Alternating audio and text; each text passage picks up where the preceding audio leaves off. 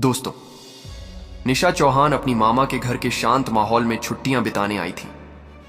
वह पत्रकारिता की छात्रा थी, शांत स्वभाव की, लेकिन अन्याय के खिलाफ हमेशा मुखर रहती थी। उस सुबह वह कुछ जरूरी सामान खरीदने के लिए अपनी स्कूटी से स्थानीय बाजार गई थी। सुबह की हल्की धुंध और ठंडी हवा उसके चेहरे पर पड़ रही थी। उसका मन काफी खुश था। उसके मामा, जो राज्य के पुलिस महानिदेशक डीआईजी राजेश वर्मा थे, शहर से बाहर एक कॉन्फ्रेंस में गए हुए थे। निशा को देखकर कोई नहीं बता सकता था कि उसका ऐसा शक्तिशाली परिचय है।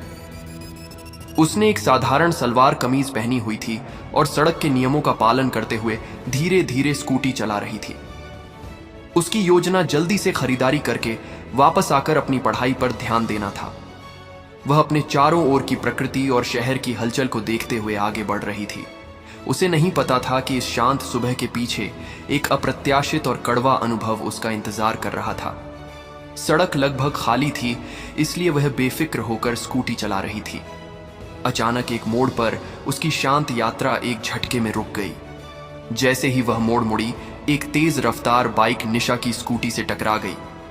टक्कर बहुत तेज नहीं थी, इसलिए निशा ने खुद को संभाल लिया, लेकिन उसकी स्कूटी सड़क के किनारे झुक गई और उस पर एक खरोंच आ गई। बाइक चालक, जो एक स्थानीय प्रभावशाली व्यापारी का बेटा रोहन था, बाइक से उतरा और अपनी गलती स्वीकार करने के बजाय निशा पर चिल्लाने लगा। उसने कहा, क्या तुम देख नहीं सकती? मेरी नई बाइक की क्या हालत कर दी है, देखो। रोहन के अहंकारी व्यवहार से निशा हैरान रह गई। उसने शांति से कहा, गलती आपकी थी, आप गलत दिशा से तेज रफ्तार में आ रहे थे। मेरी स्कूटी पर भी खरोंच लग गई है। आसपास कुछ लोग इकट्ठा हो गए थे और वे भी रोहन की गलती देख सकते थे, लेकिन रोहन अपने पिता की सत्ता के नशे में किसी की बात नहीं सुन रहा था। उसने अपना फोन निकाला और किसी को फोन करके कहा, जल्दी आओ, यहां एक लड़की ने मेरी बाइक को टक्कर मारी है और अब मुझसे बहस कर रही है। निशा समझ गई कि स्थिति और भी जटिल होने वाली है, लेकिन उसने सच के साथ खड़े रहने का फैसला किया। उसने सोचा कि पुलिस आएगी तो सही, न्याय होगा। 10 मिनट के भीतर एक पुलिस जीप आकर रुकी। जीप से सब इंस्पेक्टर अजय उतरे। वह मौके पर पहुंचे और स्थिति को समझने की कोशिश किए बिना सीधे रोहन के पास गए। रोहन उनसे ऐसे बात करने लगा जैसे अजय उनका निजी कर्मचारी हो। इंस्पेक्टर अजय ने किसी गवाह की बात सुनना जरूरी नहीं समझा। उन्होंने निशा की तरफ देखा और कड़े स्वर में पूछा, क्या आपने उस बाइक को टक्कर मारी है? निशा ने विनम्रता से जवाब दिया, सर, मैंने टक्कर नहीं मारी, बल्कि उस बाइक चालक ने गलत दिशा से आकर मेरी स्कूटी में टक्कर मारी है। यहां मौजूद सभी लोगों ने यह देखा है। अजय ने आसपास के लोगों को इस तरह से धमकाया कि डर के मारे कोई भी कुछ बोलने की हिम्मत नहीं कर सका। उन्होंने निशा की बात को कोई महत्व नहीं दिया और कहा, ज्यादा होशियारी मत दिखाओ।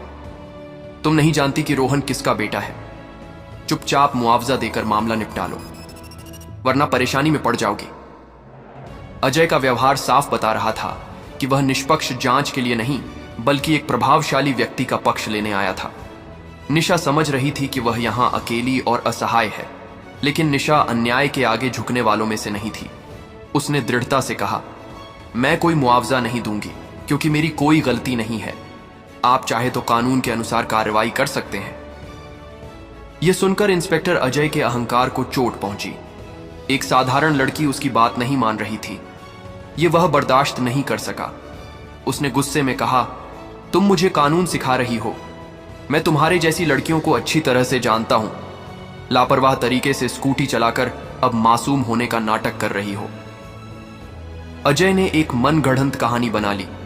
उसने रोहन से कहा, तुम चिंता मत करो, मैं इसके खिलाफ रैश ड्राइविंग और सरकारी काम में बाधा डालने का मामला दर्ज करूंगा। निशा इस झूठे आरोप को सुनकर चौंक गई। उसने कहा, आप ऐसा नहीं कर सकते, यह पूरी तरह से झूठ है। अजय हंसते हुए बोला, मैं क्या कर सकता हूं और क्या नहीं, यह तुम मुझे मत सिखाओ। अब चुपचाप थाने चलो, वहीं तुम्हारा सारा घमंड टूट जाएगा। उसने निशा की स्कूटी की चाबी छीन ली और एक महिला कांस्टेबल को उसे जीप में बिठाने का निर्देश दिया। पुलिस जीप में बैठकर निशा को ऐसा लग रहा था जैसे वह कोई अपराधी हो। महिला कांस्टेबल उसके बगल में चुपचाप बैठी थी, लेकिन उसकी आंखों में सहानुभूति थी। शायद वह समझ रही थी कि लड़की निर्दोष है। लेकिन इंस्पेक्टर के डर से कुछ कहने की हिम्मत नहीं कर रही थी। थाने का रास्ता निशा को बहुत लंबा लग रहा था। उसे लग रहा था कि कैसे एक छोटी सी घटना को सत्ता के बल पर एक भयानक रूप दिया जा रहा है। वह अपने मामा के बारे में सोच रही थी। अगर वह शहर में होते तो शायद स्थिति ऐसी नहीं होती, लेकिन उसने फैसला किया था कि वह अपने मामा की पहचान का इस्तेमाल नहीं करेगी। वह देखना चाहती थी कि एक आम नागरिक के रूप में उसे कितना न्याय मिलता है। थाने के अंदर अन्याय और दृढ़ता थाने पहुंचकर अजय ने उसे जीप से उतरने को कहा। थाने का माहौल काफी डरावना था। सभी उसे ऐसे देख रहे थे जैसे वह कोई बड़ा अपराधी हो। निशा को थोड़ा डर लगा, लेकिन उसने अपने मन को मजबूत किया। वह जानती थी कि वह निर्दोष है और सत्य की जीत जरूर होगी, लेकिन उसने यह नहीं सोचा था कि उस जीत का रास्ता कितना कठिन होगा। थाने के अंदर जाने के बाद अजय ने निशा को एक कुर्सी पर बैठने को कहा। उसका व्यवहार बहुत अपमानजनक था। उसने चिल्लाकर कहा, अभी भी समय है, अपनी गलती मान लो और रोहन की बाइक ठीक कराने के लिए RS 5000 दे दो, वरना ऐसा केस दर्ज करूंगा कि तुम्हें जिंदगी भर कोर्ट के चक्कर लगाने पड़ेंगे। निशा ने शांत लेकिन दृढ़ स्वर में कहा, मैंने कोई गलती नहीं की है, इसलिए मैं कोई पैसा नहीं दूंगी और ना ही झूठे आरोप पर हस्ताक्षर करूंगी। अजय का धैर्य टूट गया। उसने निशा का फोन छीन लिया और कहा, बहुत ज्यादा तेवर दिखा रही हो, मैं तुम्हारे सारे तेवर निकालता हूं। उसने एक सादे कागज पर एक मनगढ़ंत शिकायत लिखना शुरू कर दिया, जिसमें निशा को दुर्घटना के लिए पूरी तरह से जिम्मेदार ठहराया गया था।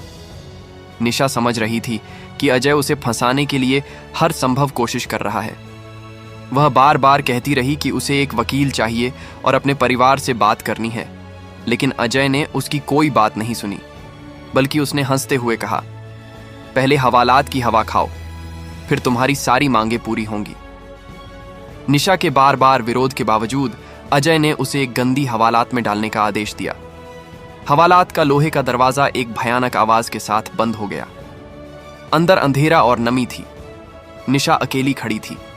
पत्रकार बनने का उसका सपना, कानून पर उसका विश्वास, सब कुछ एक पल में टूट रहा था। उसने सोचा भी नहीं था कि सत्ता का दुरुपयोग इतना बेशर्मी से हो सकता है। उसका फोन छीन लिया गया था, इसलिए वह किसी से संपर्क नहीं कर पा रही थी। अजय ने सोचा था कि एक साधारण लड़की को इस तरह डराने से वह टूट जाएगी और उसकी सारी शर्तें मान लेगी, लेकिन उसे नहीं पता था कि निशा के धैर्य की सीमा कितनी मजबूत थी। निशा हवालात के अंदर बैठकर खुद को समझा रही थी कि उसे टूटना नहीं है, उसे इस अन्याय के खिलाफ लड़ना होगा, न केवल अपने लिए बल्कि उन सभी आम लोगों के लिए जो हर दिन ऐसे अन्याय का शिकार होते हैं। समय बीत रहा था और निशा का संकल्प और भी मजबूत होता जा रहा था। वह एक अवसर का इंतजार कर रही थी, एक नई सुबह का। डीआईजी का हस्तक्षेप और न्याय की जीत। इधर कॉन्फ्रेंस खत्म होने के बाद डीआईजी राजेश वर्मा होटल लौटे और अपनी भतीजी निशा को फोन किया, लेकिन निशा का फोन बंद पाकर वह थोड़ा चिंतित हो गए। निशा कभी अपना फोन बंद नहीं रखती थी। उन्होंने कई बार कोशिश की, लेकिन परिणाम वहीं रहा। उनके मन में एक अज्ञात आशंका घर करने लगी। उन्होंने अपने घर के लैंडलाइन पर फोन किया और पता चला कि निशा सुबह बाजार गई थी और अभी तक वापस नहीं लौटी थी। अब उनकी चिंता और भी बढ़ गई। उन्होंने तुरंत जिला पुलिस अधीक्षक एएसपी को फोन किया। उनकी आवाज शांत लेकिन गंभीर थी। उन्होंने बस इतना कहा, एसपी साहब, मेरी भतीजी निशा चौहान आपके इलाके में है। सुबह से उसका फोन बंद है और वह घर नहीं लौटी है। उसका आखिरी लोकेशन न्यू मार्केट इलाका था। कृपया थोड़ा पता लगाइए। डीआईजी का एक फोन ही काफी था। एसपी के माथे पर चिंता की लकीरें आ गईं। राज्य के सर्वोच्च पुलिस अधिकारी की भतीजी का लापता होना कोई साधारण घटना नहीं थी। उन्होंने तुरंत पूरे जिले की पुलिस फोर्स को अलर्ट कर दिया। डीआईजी का फोन मिलने के बाद एएसपी साहब ने खुद वायरलेस सेट पर संदेश भेजा। उन्होंने न्यू मार्केट थाने के इंस्पेक्टर को व्यक्तिगत रूप से फोन करके पूछा, क्या आज सुबह कोई दुर्घटना की खबर है? क्या किसी लड़की को थाने लाया गया है? इंस्पेक्टर ने पहले इस मामले को हल्के में लिया, लेकिन जब उसने सुना कि डीआईजी की भतीजी की तलाश चल रही है तो उसके होश उड़ गए। उसने तुरंत थाने के रिकॉर्ड की जांच शुरू कर दी। जब उसे पता चला कि सब इंस्पेक्टर अजय ने एक कॉलेज छात्रा को एक छोटी सी दुर्घटना के लिए हवालात में रखा है, तो उसकी छाती कांप उठी। उसने अजय को फोन करके पूछा, अजय, तुमने जिस लड़की को हवालात में रखा है उसका नाम क्या है? अजय ने गर्व से कहा, निशा नाम है सर। बहुत तेवर दिखा रही थी इसलिए थोड़ा सबक सिखा रहा हूं। नाम सुनते ही इंस्पेक्टर का चेहरा पीला पड़ गया। उसने चिल्लाकर कहा, तूने बहुत बड़ी गलती कर दी। तुझे पता है वह कौन है? वह डीआईजी सर की भतीजी है। मैं आ रहा हूं, अगर 1 इंच भी इधर उधर हुआ तो तेरी नौकरी नहीं बचेगी। अजय के पैरों तले से जमीन खिसक गई। जिस सत्ता का घमंड वह अभी तक कर रहा था, वही सत्ता अब उसे निगलने आ रही थी। केवल 15 मिनट में पुलिस की गाड़ियों के सायरन से पूरा थाना परिसर गूंज उठा। एसएपी साहब खुद आए थे, साथ में 2 और उच्च अधिकारी भी थे। वे तूफान की तरह थाने में दाखिल हुए। अजय डर से कांपते हुए उनके सामने आकर खड़े हो गए। एसएपी साहब ने उससे कोई सवाल नहीं पूछा और सीधे हवालात की तरफ बढ़े। हवालात के अंदर निशा को शांति से खड़ा देखकर उन्हें थोड़ी राहत मिली। उनके निर्देश पर तुरंत हवालात खोली गई। निशा बाहर निकली और एसपी को नमस्कार किया। एसपी ने अत्यंत विनम्रता से कहा, मैम, आपके साथ जो हुआ उसके लिए हम शर्मिंदा हैं। कृपया सारी घटना बताइए। अजय तब आगे आया और झूठ बोलने की कोशिश की। सर, यह लड़की लापरवाह तरीके से गाड़ी चला रही थी और हमारे साथ दुर्व्यवहार कर रही थी। एसपी ने एक कठोर नजर से उसे रोक दिया। चुप रहो, मैं पूरी घटना की निष्पक्ष जांच चाहता हूं। तब तक रोहन और उसके पिता को भी थाने बुलाया जा चुका था। सत्ता के घमंड में वे अभी भी नहीं समझ पा रहे थे कि खेल पलट चुका था। एसपी साहब के निर्देश पर घटनास्थल की सीसीटीवी फुटेज की जांच की गई। फुटेज में साफ दिख रहा था कि रोहन की बाइक गलत दिशा से आकर निशा की स्कूटी से टकराई थी। दुर्घटना के समय मौजूद गवाहों ने भी अब पुलिस के सामने आकर सच बोलने की हिम्मत की। उन सभी ने निशा के पक्ष में गवाही दी। सभी सबूत सब इंस्पेक्टर अजय के खिलाफ जा रहे थे। सत्ता के दुरुपयोग, झूठा मामला दर्ज करने की कोशिश और एक निर्दोष नागरिक को परेशान करने का आरोप साबित हो गया। डीआईजी राजेश वर्मा ने फोन करके एएसपी को निर्देश दिया था, कानून को अपना रास्ता चलने दें। मेरे रिश्तेदार होने के कारण कोई पक्षपात नहीं होगा, लेकिन जो दोषी है उसे कड़ी से कड़ी सजा मिलनी चाहिए। एसपी साहब ने तुरंत सब इंस्पेक्टर अजय को निलंबित करने का आदेश दिया और उनके खिलाफ विभागीय जांच के साथ साथ आपराधिक मामला दर्ज करने का भी आदेश दिया। रोहन के खिलाफ लापरवाह ड्राइविंग के लिए मामला दर्ज किया गया। निशा ने अपने मामा को धन्यवाद देते हुए कहा, मामा, मैं आपकी पहचान का उपयोग नहीं करना चाहती थी। मैं यह देखना चाहती थी कि एक आम आदमी के रूप में न्याय पाना कितना मुश्किल है। तो दोस्तों, आपको यह कहानी कैसी लगी? अगर अच्छी लगी हो तो प्लीज हमारे चैनल स्टोरी बुक को सब्सक्राइब और वीडियो को एक लाइक जरूर कर देना, जिससे हमारा हौसला और भी बढ़ता रहे। धन्यवाद।